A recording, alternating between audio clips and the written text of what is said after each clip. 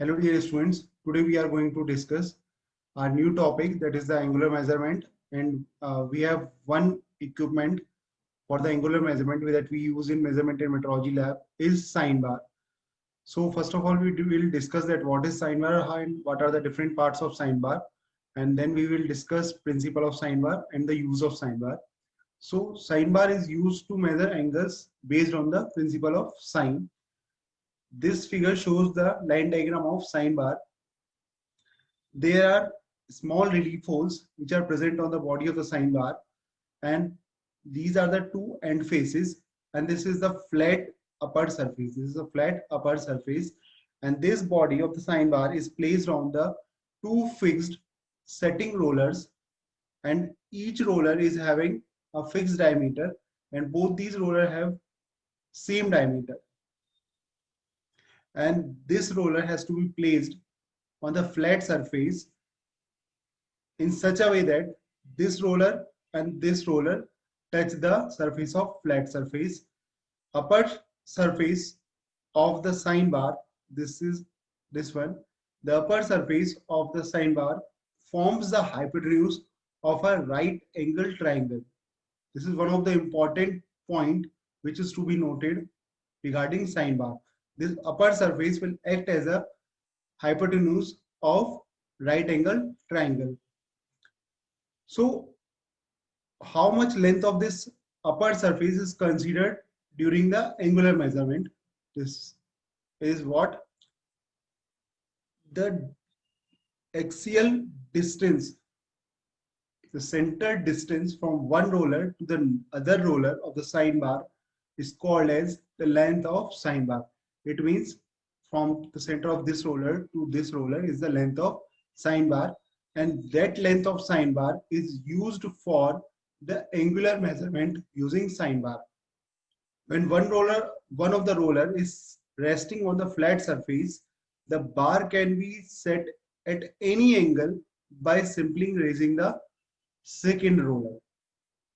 If we want to measure the angle, what we do, we will keep this one roller fixed to the flat surface, and this roller height can be adjusted, and due to the change in height, the angle between this flat surface and this surface gets changed, and the angle can be measured. So now we will discuss the principle of sine bar. Sine bar works on the principle of sine. That is the trigonometry principle. As I have discussed that this is sine bar, and I have kept this roller fixed to the datum surface. This is a flat surface, and this roller can be adjusted to any height, which will give you this theta. So from this figure we can see that this is a right angle triangle. And this length of the sine bar will act as the hypotenuse of a right angle triangle. If we consider this as a right angle triangle, then this L will work as a hypotenuse, and this H, this height, which will we get from the combination of slip gauges, is the height that is perpendicular, and the formula of the sine theta is equals to perpendicular over hypotenuse. So we apply this principle to measure the angle with the help of sine bar. So sine theta is equals to h by L, as h is the perpendicular and L is the hypotenuse. So we use the sine bar, right, for two things. First, to measure the angle of a given specimen. By the help of sine bar, we can measure the angle of the given specimen. And second use is we can locate a workpiece if angle is known to us. अगर हमको angle बताए तो हम किसी भी workpiece को उस given angle पर फिक्स कर सकते हैं. Because if we know the angle, we can determine the value of h, because the value of L will remain fixed for a particular sine bar. So we can calculate the value of h, and we can fix the sine bar with respect to that h, and on the flat surface of the sine bar we will put our workpiece, and that workpiece get fixed on the given angle. Now, how the angle is measured with the help of sine bar, we will see.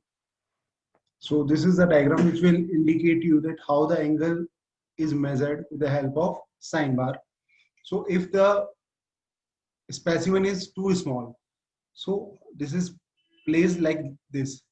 This is the flat surface on which the workpiece whose angle is to be determined is placed, and after that a sine bar is placed on the surface whose angle is to be determined with respect to this flat surface. So we place the sine bar in this way that the one lower of the sine bar will touch the flat surface and the other lower is in the air. And the gap between this lower part of the roller in the flat surface is to be determined. And this gap between the roller lower surface and the flat surface is determined with the help of slip gauges, in which slip gauges which I have already discussed in the previous lecture. So we will get the combination of the slip gauge, and by the combination of the slip gauge we will get the dimension in between the roller end and the flat end. So we will get the value of h, and we already know the value of L, that is the distance between the center of the roller to the center of the other roller. So this is the hypotenuse and this is the height. So in this way we can determine this angle theta. So this is how the angle of the small workpiece is determined with the help of sine bar.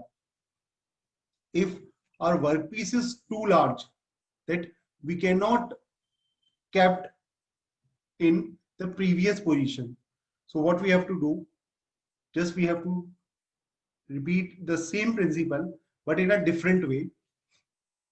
This is the flat surface on which the component whose angle is to be determined is placed, and the surface or the surface the surface which is making the angle theta with respect to the flat surface, this sine bar is placed in a opposite direction on that surface. So what will happen, that now the roller will in the above position, then we have to use two vernier height gauge to determine the height. In the case of a small workpiece, we will determine the height with the help of slip gauges. But when the workpiece is too large, then we will determine the height with the help of vernier height gauge. So we'll kept the jaw of vernier height gauge on the one roller and the jaw of other vernier height gauge on the other roller. You will get the value of H1 and H2. This H1 is larger than H2, and this is the value of L, center to center distance of the sine bar. So sine theta, this means this angle sine theta is equals to H1, the height of vernier height gauge 1, minus height of vernier height gauge 2, H1 minus H2 divided by L, and you will get the value of theta in this way. So this is used when the workpiece is too large to determine the angle. Now the next is how to locate a workpiece on a given angle with the help of sine bar. Let us suppose we have a angle theta, that is, let it be 30 degree. We know that the workpiece is to be placed at 30 degree. So L is fixed for the given sine bar. The value of L, that is the distance to center distance between the rollers, is fixed for the given sine bar. This theta is known. You will calculate the value of the dimension between of the lower part of the roller to the flat surface. So with respect to this, we can determine the value of slip gauge's dimension. We will keep the slip gauge in this, and we will kept the sine bar on that given angle. Now, for placing the workpiece on the given angle, what we have to do? We have to place the workpiece on the sine bar upper surface. And in this way, this surface of the workpiece, that is a specimen, will fixed on the angle which is given to us. Okay. So this is the theoretical part which is discussing that how a workpiece is located at a given angle using sine bar. I have already explained you. Now, what are the requirements of a sine bar? Requirements of a sine bar are axis of the roller must be parallel. The two roller of the sine bar, the two roller of the sine bar, the two roller of the sine bar must be parallel to each other. And the center distance L must be known. It is the requirement of a sine bar that the sine bar L, the length of the sine bar must be known. It should not be unknown. Second point is top surface of the bar must have a high degree of flatness. The upper surface of the sine bar must be completely flat. It should be checked that it is completely flat or not. Next, the roller must be of identical diameter. These two rollers which are attached to this sine bar is of same diameter. It is not possible that it is of D1 and it is of D2. It must be D. It is also of D, diameter D. So this is the requirement of a sine bar. Now the limitations of a sine bar. Limitations of a sine bar are, first limitation is sine bar is used for angular measurement. Sorry, below. It is below, not above. It is below 45 degree. It can measure the angle with higher accuracy below 45 degree. Next is for building the slip gauges, there is no scientific approach available. It is to be built on trial and error based and time consuming. There is no scientific method. This is a hit and trial method, that sine theta is equals to h by L. We have to take the time for making h with the help of slip gauges, or we have to note the value with the help of vernier height gauge. So it is a time taking process. Next is any unknown projections present in the component will cause include error in the angular measurement. If there is some projection on the working surface, on the workpiece surface, then it will disturb the angular measurement. So these are the limitation of a sine bar. But one of the most important limitation of the sine bar is the sine bar is only used for the angular measurement below 45 degree or equal to 45 degree, not more than that. It is a mistake. You have to write it as below. It is not above. So there is a proof that how this is used up to 45 degree, not more than that. So this is the proof. Why sine bar is not used above 45 degree?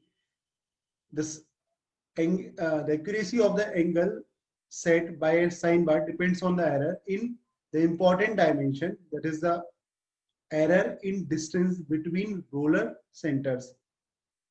Second is error in combination of slip gauges used for setting. It means it may be possible that there is the error in distance between the rollers, error in combination of the slip gauges. Second is error in parallelism between gauging surface and the plane of roller axis. It means the flat surface on which the workpiece roller, sine bar rollers are placed. So there it is possible that there is a error in parallelism. So the general formula that we use is for making the slip gauges combination with the help of angle theta, that is h is equals to L sine theta, because sine theta is equals to h by L. So the effect of error in spacing of roller center, let us suppose there is a error in the roller center is DL, or the error in combination of the slip gauges, they are slip gauges which is having that error, that is DH, on angular setting accuracy can be obtained by partial differentiation equation of this equation. So we will differentiate this equation with respect to theta. So what we will get? We get dh by d theta is equals to sine theta dl by d theta plus l cos theta. So from here we can write dh is equals to sine theta dl plus l cos theta d theta. What we do? What we multiply the whole equation with d theta. So d theta is equals to, from here we will get d theta equals to tan theta dh by h minus dl by l. So from this equation we can see that the error in the angle is directly proportional to tan theta, and we know that according to the trigonometry at 1045 the value of 1045 is 1. So after 1 the value of 10 increases to infinity. After 1045 it increases to infinity. It means up to 45 error is increasing in a small quantity, but after 45 degree the error in the angular measurement with the sine bar increases abruptly with the help of sine bar if we measure it above 45 degree. So this is the reason why we don't use sine bar above 45 degree. So this is all about sine bar. Today's lecture is over. Thank you so much and have a nice day. Now what we will do, we will keep the workpiece whose angle is to be determined on the flat surface. Then we will place the sine bar on the surface whose angle is to be determined, and the one roller is placed on the flat surface and the above roller is in the air. Now we have to fill this gap between the roller and the flat surface with the help of slip gauge. So we have to use slip gauge. We will keep first slip gauge, and according to the need we will kept our second slip gauge over it.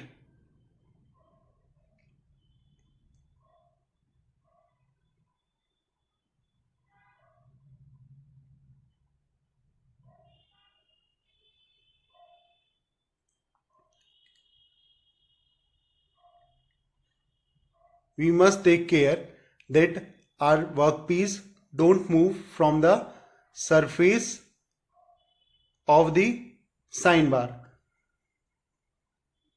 We take other slip gauge which is well fixed in between the roller and the flat surface.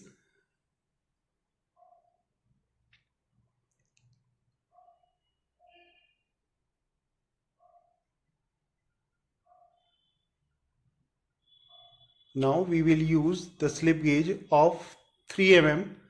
The first slip gauge that we use is of 70 mm and next slip gauge is of 3 mm. Now we can see that the sine bar is fixed on the angle of workpiece, that is theta.